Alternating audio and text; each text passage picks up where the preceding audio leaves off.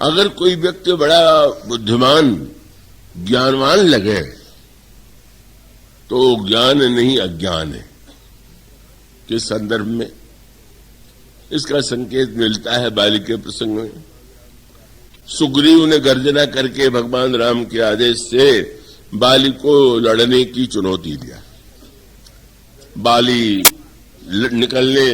लड़ने के लिए जब निकला तो तारा ने चरण पकड़ लिया और तारा चरण पकड़ करके कहा, सुन पति जिन्हें ही मिले उस सुग्रीवा, तेज ओ बंधु तेज बल सीवा, कौशलेश सुत लक्ष्मण रामा, कालहु जीत कहीं संग्रामा। पतिदेव, आपके भाई सुग्रीव ने जिससे मित्रता की है वो राम तो शील तेज और बल के धाम हैं और मुझे तो लगता है कि अपने पराक्रम के द्वारा वो तो काल को भी जीत सकते हैं।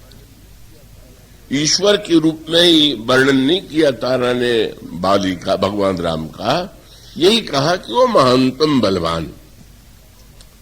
बाली हंसने लगा और ये बात काट दी, पर काटने में भी चतुराई। रावण को भी अभ्यास था कि सामने कोई व्यक्ति कहे, वो अंगद रावण संवाद में सुनावेंगे आपको, वो एक अंगद ने कोई बात कही तो रावण काट देता है, रावण ने कोई बात कही तो अंगद काट देते हैं। पर काटने की एक और भी कला है कि जिसमें बिना काटे भी काट दिया जाता, और ये है कि सामने वाला कोई बात कहे और काट दीजिए तो लगेगा कि ये तो हमारा विरोध कर रहा है, और सामने वाला कुछ कहे आप उससे ऊंची बात कह दीजिए तो बिना काटे भी वो व्यक्ति तो नीचे सिद्ध हो ही गया। तो रावण और बाली में ये अंतर है। रावण सीधे काटता है और बाली ने तारा को बताया, तुम राम को कुछ नहीं जानती, मैं जानता हूं। मानो विरोध नहीं किया। अगर रावण से कोई कहे कि राम ईश्वर है तो उसको हंसी आ जाती है। वो विरोध करता है कि वो तपस्वी जिसको पिता ने देश निकाला दे दिया वो ईश्वर हो सकता है, जो पत्नी के वियोग में रोता फिरा वो ईश्वर हो सकता है। लेकिन बाली ने बिल्कुल ये नहीं कहा कि वो ईश्वर नहीं। बाली ने कहा, तुम तो जानती नहीं हो, बलवान मनुष्य थोड़ी है, वो तो साक्षात ईश्वर है। तारा गदगद हो गई कि ये तो हमसे बड़े ज्ञानी। तो महाराज, आप जानते हैं कि ईश्वर है और आपको ये पता है कि सुग्रीव की उनसे मित्रता हो गई है, तो क्या आपको सुग्रीव से लड़ने के लिए जाना चाहिए?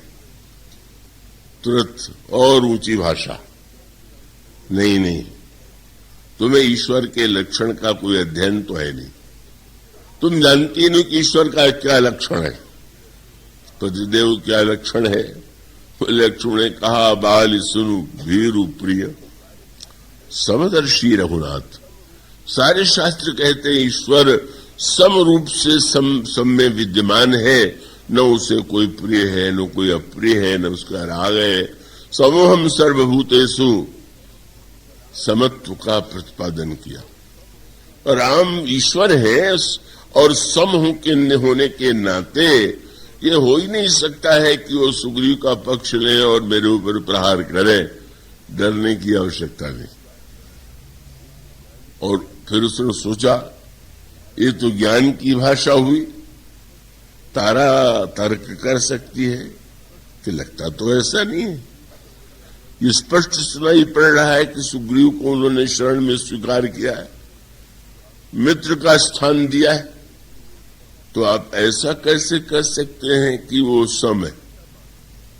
तो तुरंत उसने कहा, अच्छा मान लो वो मुझे मार दे तो जो कदाच मुहि मारे पारही तो पुण्य हो सनात।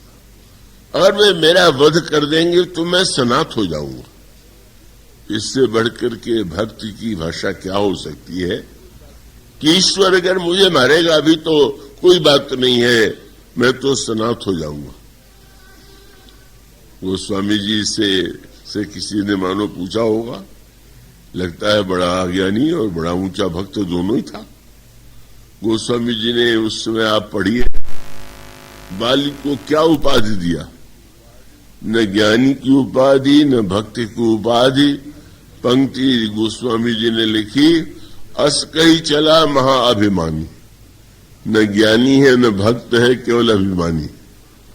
और इसका अभिप्राय कि आपको ग्रंथ स्मरण हो जाए, तीव्र आपकी बुद्धि हो, आप सारे शास्त्रों की पंक्तियों को आप पढ़ करके याद कर लिया हो, और समय समय उन चौपाइयों को, दोहों को, श्लोकों को आप सुनाते फिरे, तो सुनाते रहने का सचमुच आप जो सुना रहे हैं को समझा हुआ सत्य है कि स्मरण शक्ति के द्वारा दोहराया हुआ सत्य है।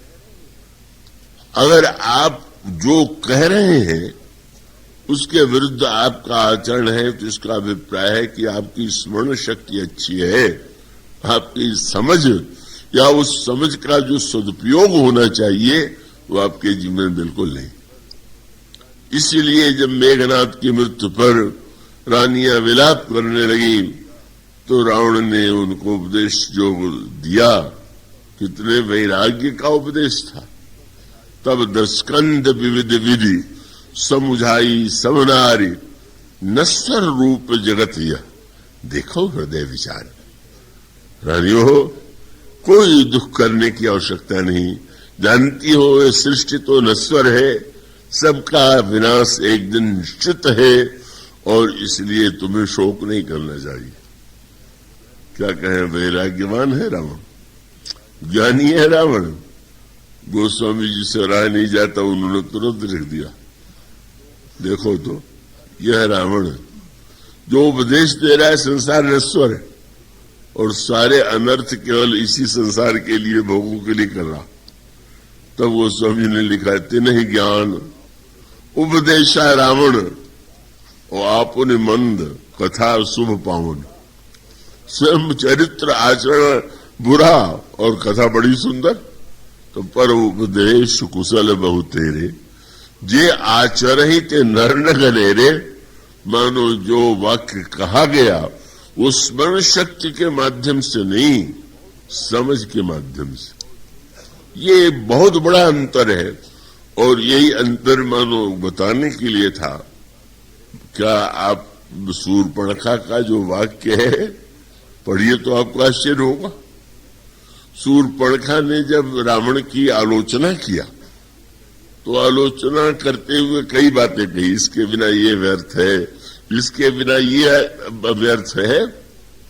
एक साहित्यकार, कभी कभी साहित्यकारों की एक समस्या होती है, वो हर वस्तु को केवल साहित्य के उस मापदंड से देखते हैं जो केवल साहित्य का है, अध्यात्म का नहीं।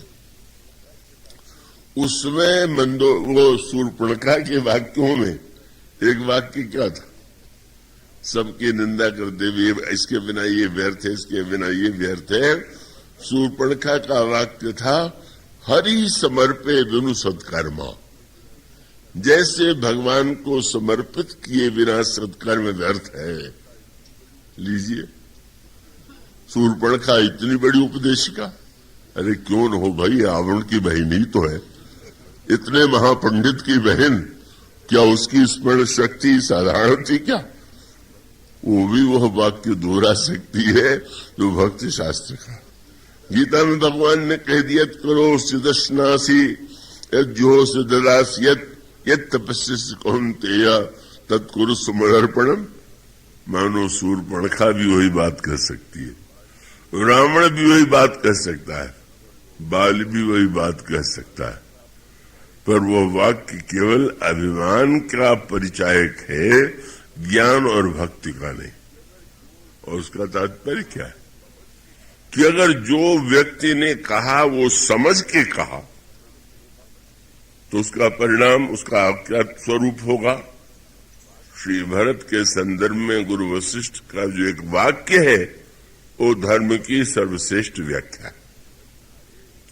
जब चित्रकूट से लौटकर श्री भरत आए और उन्होंने गुरुदेव के चरणों में जाकर के प्रणाम किया और ये कहा कि गुरुदेव, मैं चाहता हूं कि सिंहासन पर प्रभु की पादुकाओं को पधरा करके मैं नंदीग्राम में रह करके अयोध्या की सेवा करूं, पर ये मेरा एक कार्य परंपरा से तो हट करके है।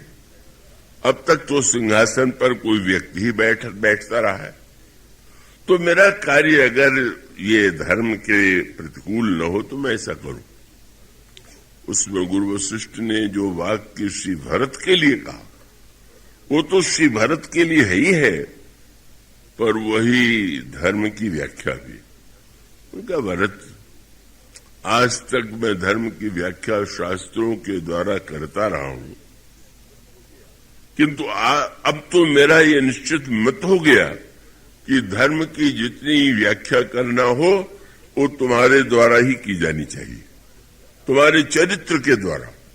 और 3 शब्द आपने कहा श्री भरत के संदर्भ में, आप उसे पढ़ते हैं, उसमें गुरु वशिष्ठ का वाक्य है, समुझब कहब करब तुम जोई, धर्म सार जग होई सोई।